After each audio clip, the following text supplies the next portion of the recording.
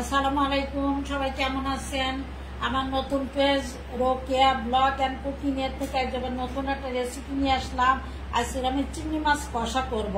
তো চিংড়ি মাছ কষা করার জন্য আমি যখন সরিষার তেল নিয়ে নিয়েছি, এটার ভিতরে আধা কাপের মতো সরিষার তেল বেশি লাগবে নিয়েছি। সরিষার তেলটা গরম হয়ে গেছে। আর এখানে 1 পোয়া চিংড়ি মাছ আছে। চিংড়ি 1 পোয়া একটু বেশি হবে, 600 গ্রাম। চিংড়ি মাছটাকে আমি একটু হলুদ মরিচ লবণ মাখায় রাখছি ভালো করে ধুইয়া। চিংড়ি মাছটা আমি একটু ভেজে নিব। চিংড়ি মাছটা একটু ভেজে নিলে তো একটা টেস্টটা অনেক ভালো আসে।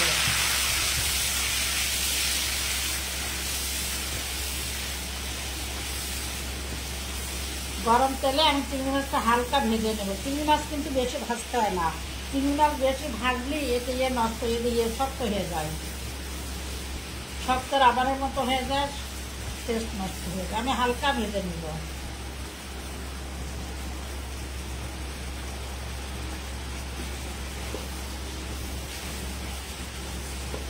চিংড়ি কষা কিন্তু অনেক মজা। চিংড়ি মাছের মালাইকারি আছে, চিংড়ি মাছের যে কোনো রেসিপি করেন। চিংড়ি দিয়ে ইলিশ মাছ, চিংড়ি দিয়ে পটল মজা, মিষ্টি কুমড়া মজা করা যায়। চিংড়ি মাছের সব তরকারি অনেক মজা।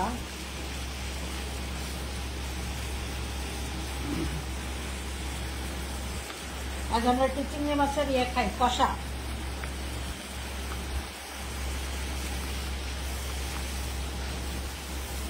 সব রেডি থাকলে রান্না হইতে কিন্তু সময় লাগে না। আমি তো রান্না শুরু করার আগেও আমি লাইফে যেগুলো করি বা লাইফের বাইরে যেগুলো করি, ভিডিওর বাইরে যেগুলো করি, সব আগে রেডি করে নিই। যা যা রান্না করবো আগে রান্না করে নিই, রেডি করি, তারপর রান্না বসাই। আমি হালকা ভাজবো, এপিট ওপিট আমার অলরেডি ভাজা হয়ে গেছে। কেন চিংড়ি মাছ আমি বেশি ভাজবো না।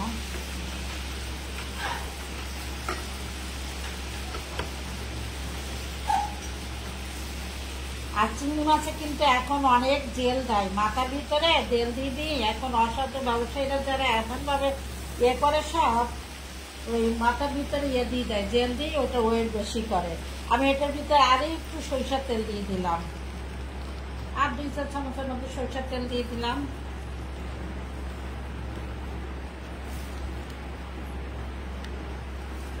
আপনারা যারা আমার ভিডিওটা দেখছেন, প্লিজ আমার এই যে Rokeya cooking, Rokeya blog and cooking পেজটা করবেন, একটু ফলো দিবেন এবং লাইক দিবেন। আর আমার আত্মীয়স্বজনের সাথে প্লিজ একটু শেয়ার করে দিবেন, সবাই আমার রান্নাটা দেখতে পারে।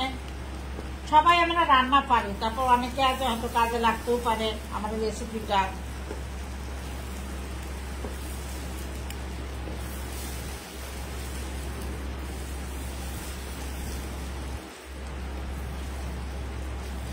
একটু পেঁয়াজটা ভাজা ভাজা হোক, নরম হোক, কালার চেঞ্জ হলে আমি সব কিছু দিয়ে দিচ্ছি।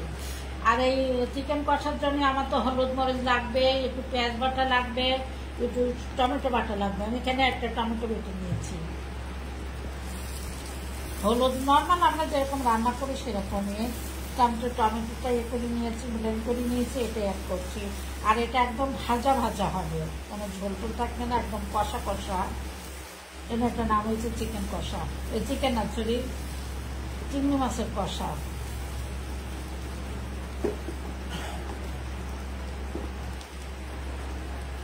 গরম একটু কমছে। আপনারা সবাই কেমন আছেন? আল্লাহর কি রহমত, একদিনের বৃষ্টিতে পৃথিবী পুরা এটা ঠান্ডা হয়ে গেছে। মানুষ হাজার চেষ্টা করলেও, যত বৈজ্ঞানিক যতই চেষ্টা করো, পৃথিবীটা এটাকে এক মুহূর্তের মধ্যে ঠান্ডা করে দিতে পারবে না, শীতল করে দিতে পারবে না। এত চাইলে এক মুহূর্তের মধ্যে পৃথিবীটা পুরো খুব শান্ত করে দিচ্ছে, একদম শীতল করে দিচ্ছে। আমি তো আমার মনে হয় ফ্যান ছাড়লেই আমার ঠান্ডা লাগে। আপনাদের সবার শাওয়াল মাসের রোজা রাখা, সেই শাওয়াল মাসের আমরা তো 2 দিন আছে, কিন্তু বৃহস্পতিবার শুক্রবার 2টা দিন আছে। আপনার যারা রোজা বাকি আছে 2-1টা প্লিজ করে ফেলেন।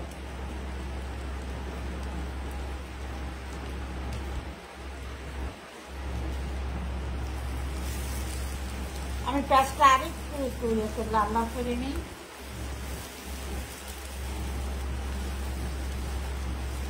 আমাদের দেশে আস্তে আস্তে সব জিনিসের দাম বাড়তে, আমি তো বাজার করি, মাঝে মাঝে মাথাটা গরম হয়ে যায়। আলু মাঝখানে আনলাম 50 টাকা, 40-50, এখন কাজে 65 টাকা কেজি।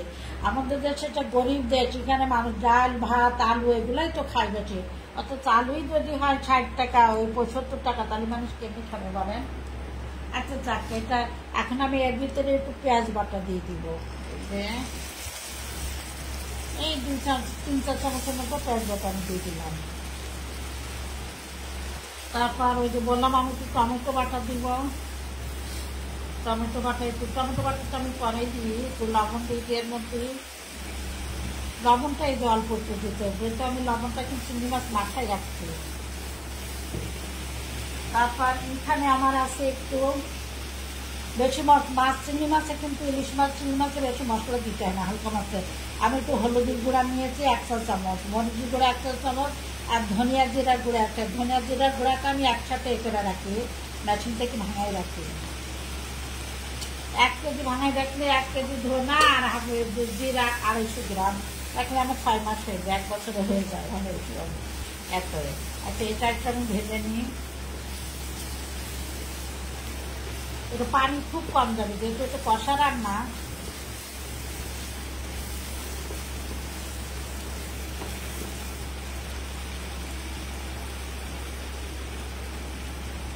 এটা একটু আমি ঘি দিই।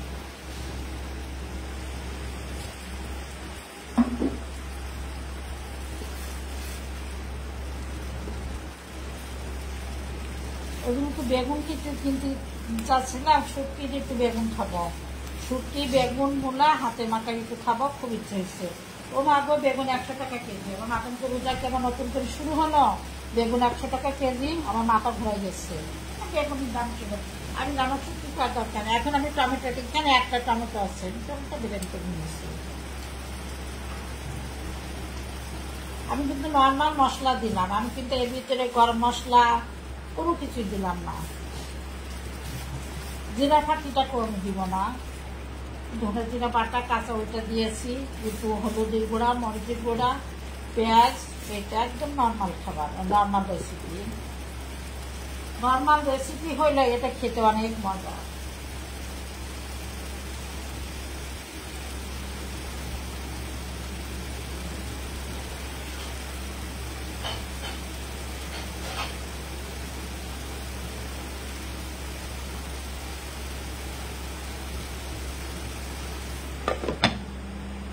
আপনারা সবাই আমার রেসিপি অনেক পছন্দ করেন, আমি জানি। কারণ দেখেন, প্লিজ আপনারা আবারও বলে আপনাদের রিকোয়েস্ট করি, আমার এই যে রোকেয়া ব্লগ অ্যান্ড কুকিং পেজটাকে প্লিজ আপনাদের একটু সাবস্ক্রাইব, আপনাদের একটু ফলো দিয়েন এবং লাইক করেন।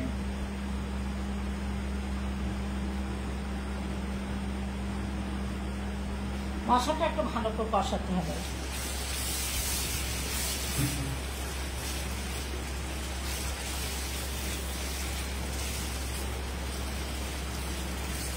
ভালো করে কষাতে হবে।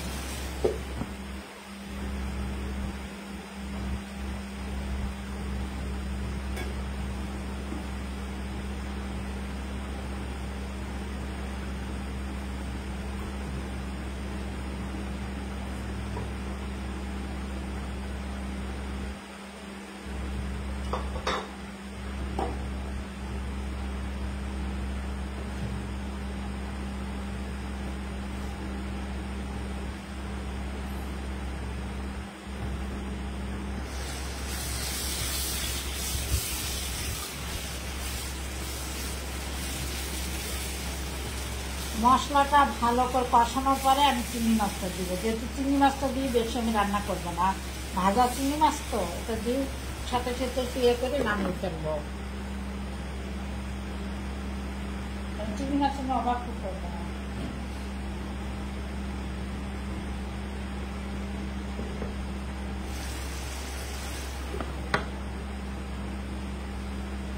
আমি সরষের তেল দিয়ে রান্না করছি, আপনাদের যদি আপনার সবই দিয়ে করবেন, সমস্যা নাই। আমার আমার বাসায় অনেক সরষের তেল জমা হয়ে গেছে। আমার যশোর এক আপা আছে, উনি আমাকে সরষের তেল এনে দেয়, যখন ঢাকায় আসে আমার জন্য প্রচুর সরষের তেল এনে দেয়। তো দেখা যায় আমার অনেক সরষের তেল জমা, সরষের তেলগুলো রান্না করতে শেষ করতে, এটা অনেক ভালো সরষের তেল। মানে রান্না যখন করি সরষের তেলটা ইউজ করো, ভাজা টাজা করলে তো তখন সাবধান করতেই হবে।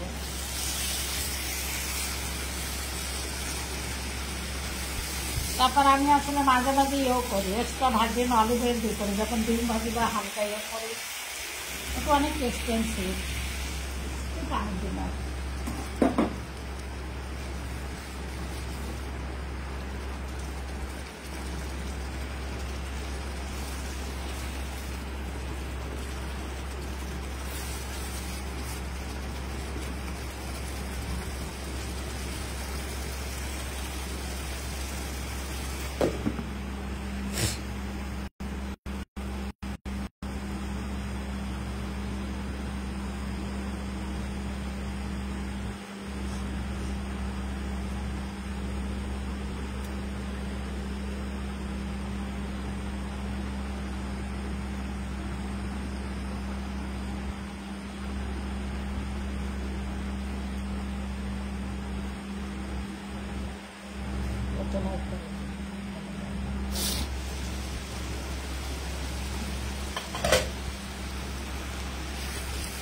এই কষা ভুনা এগুলো মশলাটা আপনি যত করে কষাবেন খেতে তত ভালো লাগবে। আমি তো লবণ দিচ্ছিলাম। এখন আমি চিংড়ি মাছগুলো দিয়ে দিচ্ছি। মোটামুটি মশলাটা কষানো হয়েছে।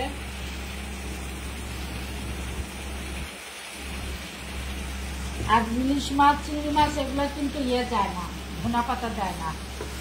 আমি তো কখনোই দিই না। কাঁচামরিচ দিব, নামানোর আগে আমি 4টা কাঁচামরিচ দিয়ে দিব।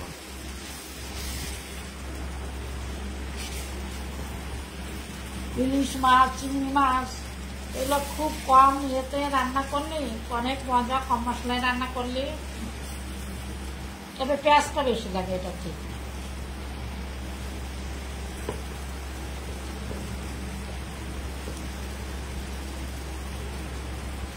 ইলিশ মাছটা আসলে এত এক্সপেন্সিভ আমাদের মানুষের যারা সাধারণ মানুষ কাছে নাগালের বাইরে। আমি মনে আছে আমি প্রথম যখন ঢাকায় আসি, আমি তো ঢাকাতেই পড়াশোনা করছি, তখন একটা ইলিশ মাছ 10 টাকা দিয়ে কিনতাম। একসাথে অনেক ইলিশ মাছ কিনতাম। ওইটা এত মজা করে কাঁচামরিচ করে বাড়িটা ঝোল করতাম। ইলিশ মাছের পানি বলতাম এটা। ওটা দিয়ে খেতে যে কি ভালো লাগতো। তখন অন্য ইলিশ মাছ যদি বাসায় কেউ রান্না করতো 10 পাশের খবরই যেত যে বাচ্চা ইলিশ মাছের রান্না, এত মজা ছিল।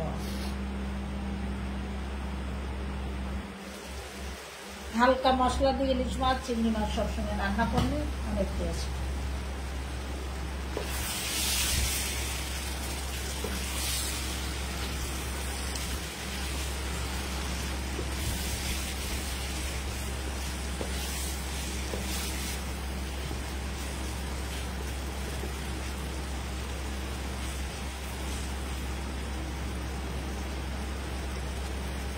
আমি এখন এটার উপরে 2টা কাঁচামরিচ ছেড়ে দিচ্ছি। আমি আগে বলছি আমি দিব না, মরিচ ভাজা জিরার গুঁড়া টোড়া কিছুই দেবেন এটার উপরে। চিংড়ি মাছের নিজস্ব একটা ইয়ে আছে, ফ্লেভার আছে, এটা অনেক মজা।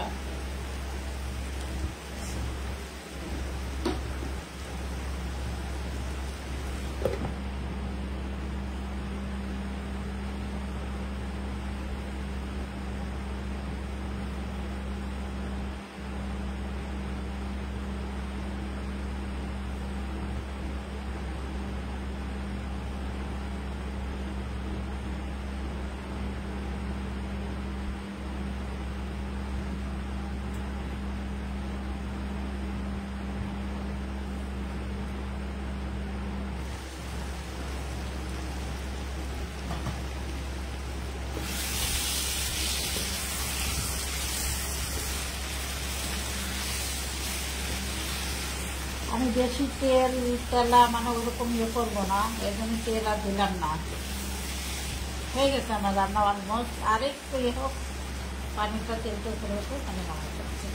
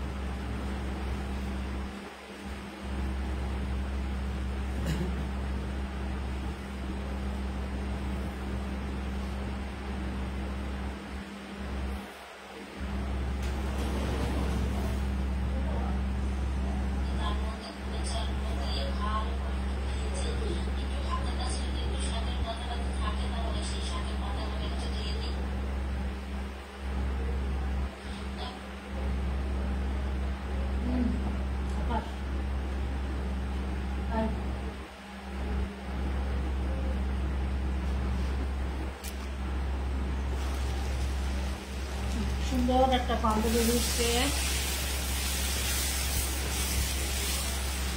হয়ে গেল আমার মজাদার অনেক টেস্টি একটা অনেক স্বাদের চিংড়ি কষা।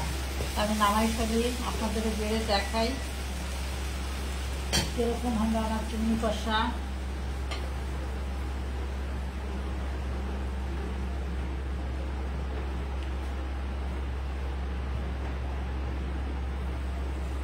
কষা মানে কষার মতো হয়েছে। এটা একটু তরকারি দিয়ে আপনাদের এক প্লেট ভাত হয়ে যাবে। এটা টেবিলে থাকলে অন্য কোনো রেসিপি অন্য কোনো কিছু রান্না করা লাগবে না, তরকারি লাগবে না, এত মজাদার। তবে আপনার রান্না করার সময় একটু পেঁয়াজটা বেশি দিবেন, আর কোনো মশলা হালকা হালকা দিলেও হবে। পেঁয়াজ একটু হলুদ মরিচের গুঁড়া আর লবণ দিলেই হয়ে যাবে। আর যদি কিছু নাও দেন তাও ভালো লাগবে খেতে। আমার শেষ হয়ে গেল,